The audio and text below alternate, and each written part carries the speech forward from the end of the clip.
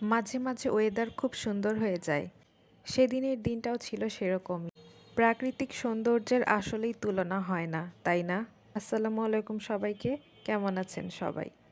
এটা আমাদের বাসার ছাদ বাগান। গাছগুলো লাগিয়েছেন আমার চাচি। গাছে ফল ধরে আছে, ফুল ধরে আছে, দেখতে বেশ লাগছে, তাই না? আর এই যে এত সুন্দর একটা ওয়েদার, মনে হচ্ছে রিক্সা নিয়ে শুধু ঘুরে বেড়াতে হবে।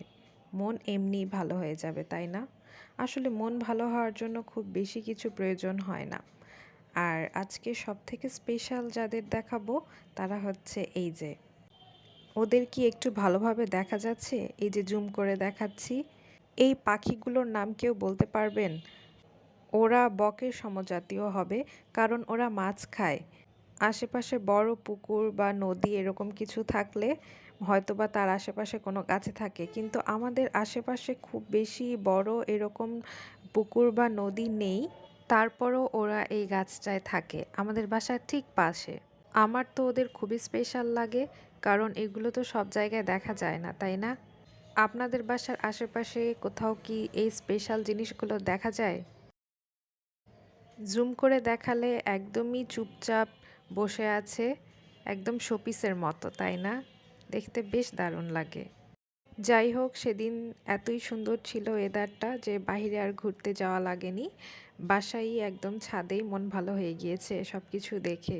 আর আজকে একা একা ইফতার করব, কারণ আব্বু আম্মু গিয়েছে একটা ইফতার দাওয়াতে। আমার শরীরটা খুব বেশি ভালো ছিল না, তাই আমি আর যাইনি। আমি বাসাতেই যা ছিল তা দিয়ে আমি একা ইফতার করেছি। তো আমার আয়োজন খুবই সামান্য। বাসায় আম্মু থাকলে বা বাবা থাকলে সবাই একসাথে বসে ভালো মতো ইফতার করা যায়।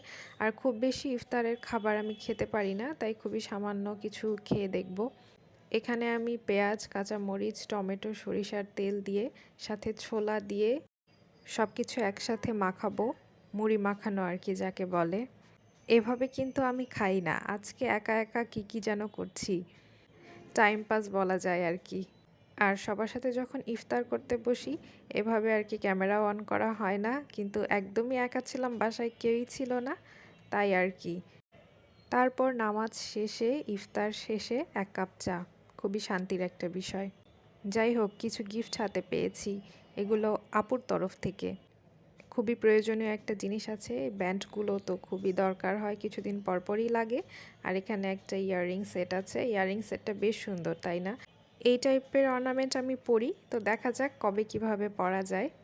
আর এই তো আজকে আমার এই গাছটাকে প্লেস করেছি এই ছোট্ট জারটায়, সেটাই আর কি ছোট্ট একটা ফুটেজ নিয়ে নিচ্ছি। ওরা কবে আরেকটু বেশি হবে তখন দেখতে আরও বেশি ভালো লাগবে, সেই অপেক্ষায় আছি। যাই হোক, তারপরে ইফতার শেষে আম্মু আব্বু চলে এসেছিল, আর আম্মু এখানে এসে রাতে খাওয়ার জন্য ঝাল ঝাল করে ভর্তা বানাচ্ছে। রোজার দিনে এরকম ঝাল ঝাল ভর্তা ছাড়া আমাদের হয় না।